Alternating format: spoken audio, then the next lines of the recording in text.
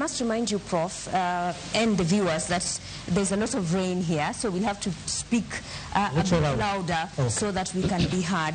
But as you speak about policy guidelines and taking modest credits for what was done in the North Rift on banditry, are you trying to tell us that you could not give policy guidelines on how police protests or moral support in them ensuring that they adhere to human rights? We did. So what happened? What went wrong? What went wrong is what goes wrong when maybe, you know, the operations, security operations are intense and emotive operations.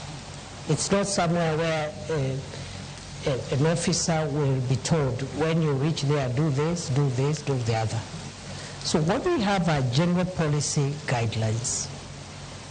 For example, the use of labor force is reserved when to apply when the life of the officer is at risk.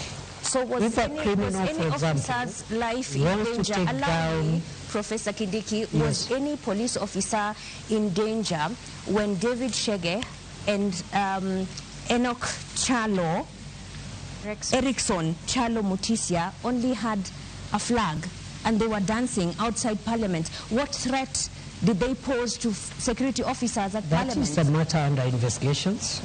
If the circumstances you're reading out there is what happened, the officers will be accountable. It's as simple as that. And how long will that take? As soon as IPOA completes the investigations and forwards the files to the DPP. Criminal investigations are complex. They involve scientific assembling of evidence. It is not enough to rush suspects to court only for cases to collapse. And it is not uniquely a Kenyan issue.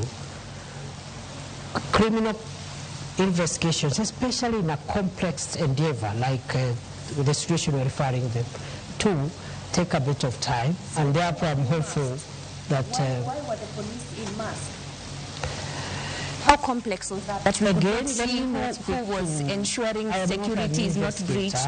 You know, you're just telling me what you think or saw, but it was which is part of evidence. It was on live TV. There are photos of police officers who are masked. You can't identify them. I'm not disputing. But just telling as the you, CS interior, that is part of the evidence that is required to hold into account any person who may have been involved in that unfortunate incident you're explaining.